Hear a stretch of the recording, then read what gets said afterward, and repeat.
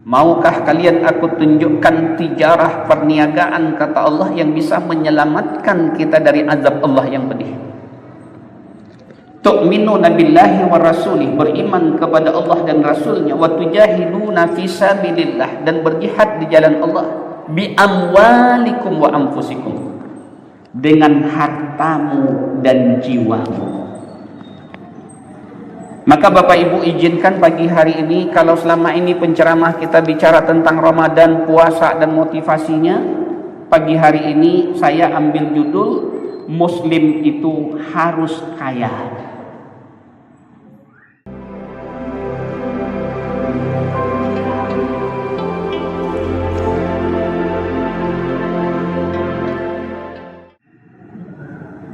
Apa judulnya? Muslim itu harus kaya. Tidak wajib kaya, tidak berdosa kalau tidak kaya, tapi begitu banyak ayat Al-Quran kalau kita lihat mengharuskan seorang muslim itu kaya. Apa dasarnya Bapak Ibu? Pertama, kalau kita belajar dengan benar sirah nabawiyah, Rasulullah SAW itu orang kaya apa orang miskin? Banyak orang selama ini mendengar menyebut bahwa Rasulullah itu orang miskin. Tidak Bapak Ibu, Rasulullah itu orang yang kaya raya. Sahabat-sahabat terbaik Rasulullah, khilafah urasyidin kita, dari 4-3-nya juga orang yang kaya raya. Rasulullah itu tercatat sepanjang kehidupannya beliau punya kekayaan lebih dari 1 triliun kalau uang kita, atau setara dengan 1263,4 kilogram emas. Itu kekayaan Rasulullah. Ini yang tercatat dari Sirah Ekonomi Islam yang ditulis oleh Dr. Muhammad Fatih As-Samam, judulnya Harta Nabi. Dari mana sumber kekayaan sebanyak itu Rasulullah? Pertama, dari usaha beliau semenjak usia 9 tahun sampai 12 tahun mengembala domba. Ini sumber kekayaan awal Rasulullah.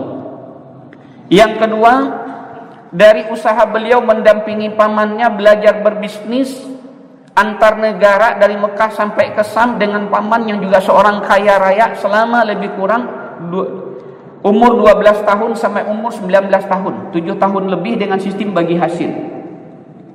Itu sumber kekayaan Rasulullah kedua. Yang ketiga, umur 19 tahun Rasulullah telah menjadi CIO perusahaan Khadijah sampai usia 25 tahun. Itu juga sistemnya bagi hasil. Kemudian berikutnya setelah usia 25 tahun setelah menikah dengan Khadijah, beliau all out berbisnis bersama Khadijah, mengelola bisnisnya Khadijah yang sebelumnya sendiri. Sampai usia beliau 37 tahun. Dan beliau baru berhenti berbisnis usia 37 tahun, kegelisahan demi kegelisahannya memuncak, akhirnya dia minta petunjuk apa yang harus dia lakukan. Mulai banyak Rasulullah bertahanus dalam gua Hira. 3 tahun bertahanus baru Allah turunkan wahyu pertama pengangkatan beliau sebagai Nabi.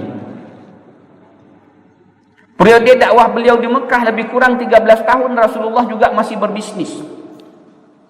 Periode dakwah di Madinah sampai selesai perang Badar Rasulullah juga masih berbisnis.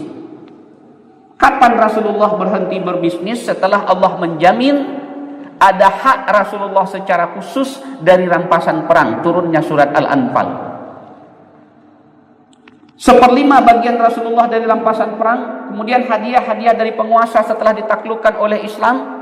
Kalau di total kekayaan Rasulullah itu, totalnya dalam emas waktu itu Bapak Ibu tidak kurang 1264,3 kilogram emas. Berapa tinggi ini Pak?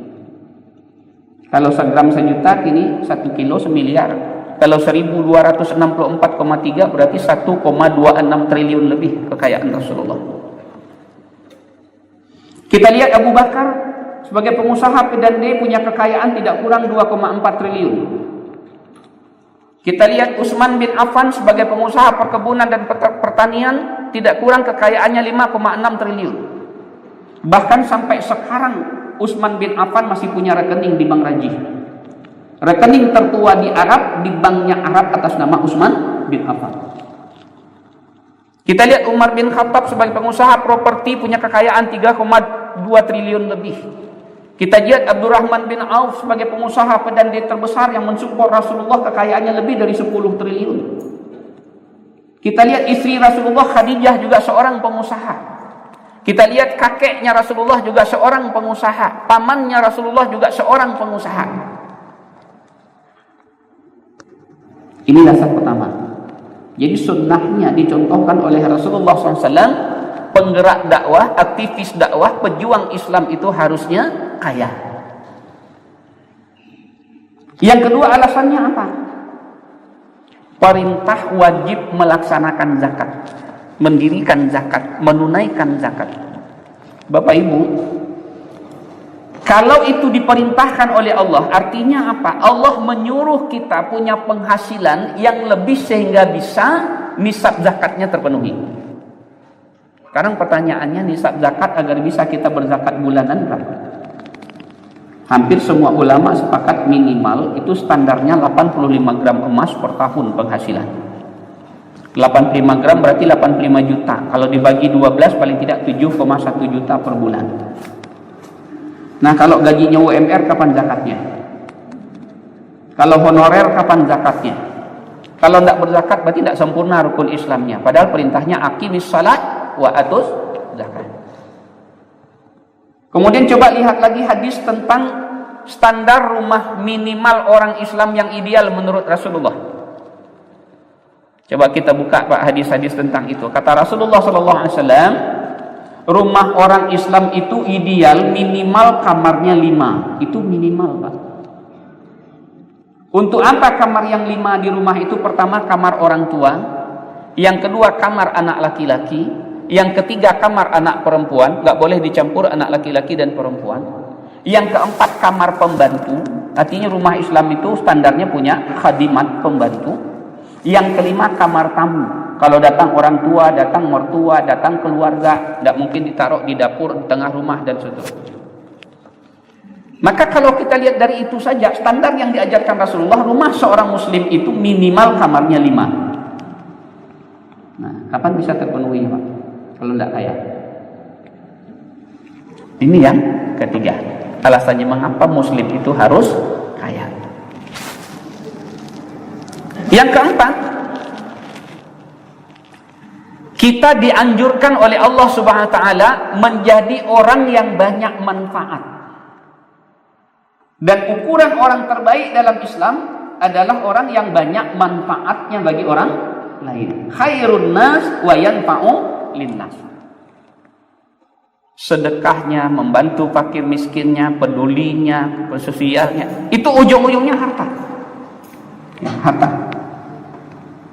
Contoh, dikatakan oleh Rasulullah dalam sebuah hadis, siapa yang ingin denganku kelak dekat seperti ini di sorga, maka di dunia muliakan anak yatim. Nah, pertanyaannya, kalau kita nggak punya harta lebih, bagaimana kita di rumah punya anak yatim? Atau ayat hadis lain mengatakan, siapa yang nanti ingin masuk surga tanpa hisab, maka salah satunya adalah menjadi hafiz Quran. Kalau tidak kita hafiz, bagaimana mendanai calon-calon hafiz, rumah-rumah Quran. Nah, kalau nggak punya kekayaan, bagaimana jadi donatur tetap? Maka oleh karena itu perlu jadi kajian, Bapak Ibu. Kenapa? Karena salah satu hal yang perlu kita perkuat hari ini di tengah orang Islam adalah bab ekonomi. Dan ini menjadi bagian dari tegaknya kalimat Islam, mulianya Islam, tingginya izzah Islam, dan berkuasanya Islam di bumi. Salah satunya harus menguasai kekayaan. Makanya dikatakan Allah dalam ayat tadi, hal adullukum ala tijaratin tunjikum min azabin alim. Maukah kamu aku tunjukkan perniagaan yang bisa menyelamatkan kalian dari azab Allah yang pedih? Di samping beriman kepada Allah, tu'minuna billahi wa rasuli, setelah itu Allah minta kita wa tujahiduna fi sabilillah, berjihad di jalan Allah. Tapi coba lihat, ketika berjihad di jalan Allah, kalimat pertama apa yang disuruh Allah? Bi amwalikum, dengan harta, bukan dengan jiwa, Pak. Yang kedua. Makanya Utsman bin Affan, dia nggak pergi berjihad tapi dapat pahala 1000 orang mujahid. Dengan apa? Dengan hartanya. Ketika perang Hunain, ada 30.000 pasukan mau berangkat, lebih ada 1.000-an yang nggak punya kuda, nggak punya pedang, orang miskin tapi mau berjihad. Apa kata Utsman? Saya belikan semuanya. Berapa kudanya, berapa pedang, berapa kebutuhannya.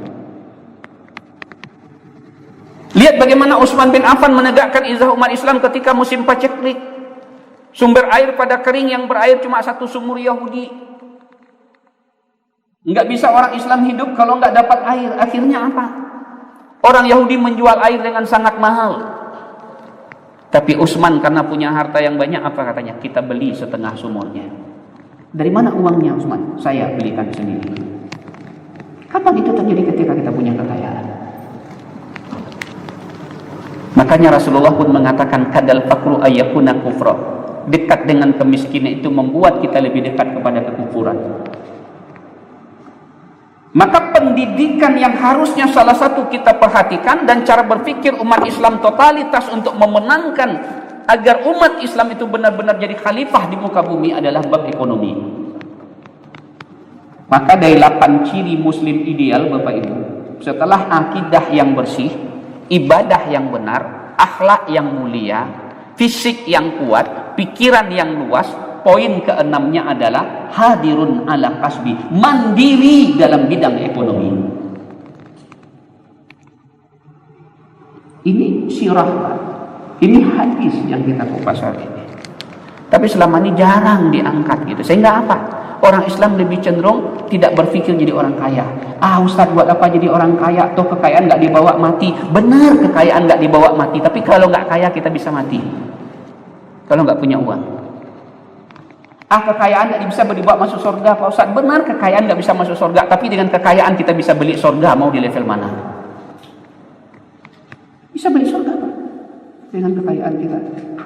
Maka salah satu hari ini yang perlu kita luruskan lagi adalah bagaimana cara orang Islam itu kaya.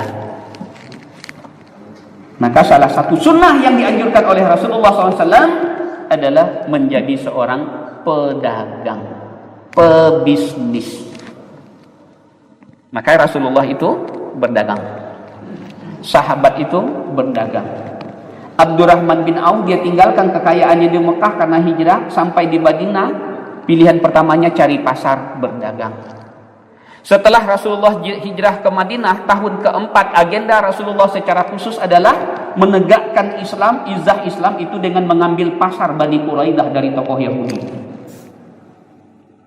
Karena selama ini kekuasaan diambil oleh orang Yahudi, ekonomi dikuasai Yahudi. Apa kata Rasulullah? Mulai tahun ini ekonomi Madinah harus kita kuasai. Bagaimana caranya? Umat Islam harus menguasai pasar. Maka dibuat pasar sendiri dengan layan lebih ramah, harga lebih murah, pelayannya lebih jujur. Akhirnya satu persatu masyarakat mulai belanja ke pasar Islam, dan hanya dalam 8 bulan pasar Bani Quraidah tutup dan barangnya dijual ke pasar Islam. Bapak Ibu, sebagai bahan renungan, hari ini coba lihat di negeri kita, 276 juta penduduk Indonesia, 83,1% umat Islam. Tapi coba lihat apa yang dirilis oleh majalah Forbes, 100 orang terkaya di Indonesia siapa? 100 orang terkaya di Indonesia siapa? Kalau kita ranking lagi, 10 orang terkaya tidak ada satupun yang muslim. Bahkan 2 orang terkaya yang kekayaannya lebih dari 700 triliun di Indonesia, padahal dia bukan orang Indonesia, tidak ikut berjuang memperjuangkan negara Indonesia, tidak pernah berdarah kakek neneknya untuk kemerdekaan Indonesia, itu non muslim. Kenapa dia kaya? Bisnis. Apa bisnisnya? Rokok. Siapa pasarnya? Orang Islam. Maka 2 orang yang paling kaya di Indonesia adalah pengusaha rokok. Dia punya pabrik rokok, dia jual ke ratusan juta orang Islam, tapi dia tidak pernah sekalipun merokok. Pasarnya orang Islam. Ini yang harus dilihat. Kenapa? Karena mereka berbisnis. Kenapa Islam lemah? Karena kita kurang punya orang-orang kaya yang siap mensupport Islam. Kenapa mereka kuat? Kenapa sampai sekarang Aqsa nggak bisa dibebaskan? Karena disupport oleh pengusaha non muslim. Maka muslim harus kaya. Caranya apa? Dagang. Maka oleh karena itu Bapak Ibu, satu mindset kita hari ini, dan itu bukti kekalahan kita oleh Yahudi, oleh Nasrani, oleh penjajah ekonomi adalah kita orang Islam diciptakan jadi pekerja. Kita sekolah tinggi-tinggi, ujungnya jadi pekerja. Padahal harusnya kita sekolah tinggi-tinggi, kita berpikir jadi pengusaha. Ini bentuk penjajahan yang harus kita rubah. Dia datang ke negeri kita, kemudian dia berbisnis, kemudian kita disuruhnya sekolah tinggi-tinggi, kemudian anak-anak kita disuruh bekerja di perusahaannya. Dia jadi pendatang, dia ngatur kita. Kita dikasih gaji kecil yang kayak dia. Paham Pak sampai sini? Ini sirah yang harus kita angkat lagi Bapak Ibu. Kita pengen bertemu orang Islam yang bisa sedekahnya tiap hari 100 juta, bisa sedekahnya tiap hari 1 miliar, yang bisa bangun masjid lebih banyak lagi seperti Al-Hakim. Itu kalau orang Islam yang jadi pengusaha. Maka jangan pernah bangga lagi, maaf, kalau sudah bekerja. Karena sunnah pertama, kalau mau jadi orang kaya adalah jadi pedagang, jadi pebisnis. Karena kalau pegawai, gaji pasti diukur. Yang kaya siapa? Pemilik perusahaannya. Yang kaya siapa? Pemilik, owner bisnis-bisnisnya. Kalau bekerja, gaji diukur. Makanya salah satu sunnah mencari penghasilan orang Islam itu harusnya kita bangga. Apa pekerjaannya? Dagang. Jangan dibalik. Di mana kerjanya? Berapa gajinya? Baju seragamnya gitu. Dan kalau dibilang dagang, percuma aja kamu dikuliahin ibumu sampai S1, S2 kok ujungnya dagang juga. Padahal dagang itu pekerjaan mulia. Karena 9 dari 10 pintu penghasilan adalah berbisnis. Dan 9 dari 10 sahabat yang dijamin masuk surga oleh Rasulullah SAW adalah pebisnis. Hanya 1 pegawai. Bapak Ibu yang dirahmati dan mulia Allah, ini kajian pertama kita. Mudah-mudahan nanti berseri saya akan bahas tentang ekonomi Islam. Karena kemarin pertemuan kita di Jakarta 2 minggu yang lalu Bapak Ibu, fakta yang disampaikan oleh mentor bisnis kita, beliau dulu bekerja di pajak, tamatan STAN, tahu betul tentang peta ekonomi Islam di Indonesia. Bapak Ibu, penduduk kita hanya 270 jutaan, tapi aplikasi pinjol, tahu pinjol Bu? Pinjaman online yang sekarang menggurita di mana-mana. Tahun 2021 itu tidak kurang 576 juta aplikasi. Padahal penduduk kita hanya 207. Dan mayoritas pemilik sistem pinjol itu adalah non-muslim. Yang akhirnya kita dijebak dengan riba, uang kita dikeruk, kita disuruh setiap hari mikir bagaimana memperkaya mereka dengan cicilan. Apa yang dirubah? Gaya hidup kita. Diserangnya kita lewat media, merubah gaya hidup, memenuhi keinginan bukan kebutuhan. Inilah penyebab kenapa kita sekarang menjadi budak harta. Kita tidak butuh sebenarnya, tapi kita ingin. Akhirnya karena keinginan, ujung-ujungnya kredit. Kalau sudah kredit, ujung-ujungnya riba. Kalau sudah kredit, ujung-ujungnya tiap bulan mikirin nyicil. Bahkan lebih dari 70% ke uang kita untuk nyicil. Masya Allah. Ini pola hidup. Insya Allah nanti Bapak Ibu kita akan bahas di waktu yang lain. Menjadi kaya itu penting, tapi menjadi terlihat kaya itu sebuah kebodohan. Bisa dibedakan Pak? Menjadi kaya itu harus, tapi menjadi terlihat kaya ini adalah sebuah kebodohan. Ini yang sekarang terjadi di negeri kita, bentuk kekalahan kita umat Islam. Salah satunya adalah karena kita tidak berpikir bagaimana memperkuat ekonomi. Padahal ekonomi, keuangan menentukan kemana arah negara ini. Termasuk hari ini undang-undang pendidikan mulai dirubah, madrasah nggak dimasukkan di pasal-pasal undang-undang lagi. Padahal 18,7% pendidikan kita madrasah, pondok pesantren, tapi nggak ada dihitung. Nah, kita salahkan si A, si B pejabat ini, tapi siapa dia di belakang mereka? Adalah orang kaya. Setiap mau pemilihan wali kota, pemilihan bupati, pemilihan gubernur, siapa di belakang mendanainya? Orang kaya. Ujungnya terakhir siapa nyetirnya? Orang kaya. Dan siapa mereka? Non-Islam. Karena Muslim tidak kaya. Bapak Ibu. Ini jembatan yang membuat kita wallahu a'lam bishawab. Banyak maaf. Assalamualaikum warahmatullahi wabarakatuh.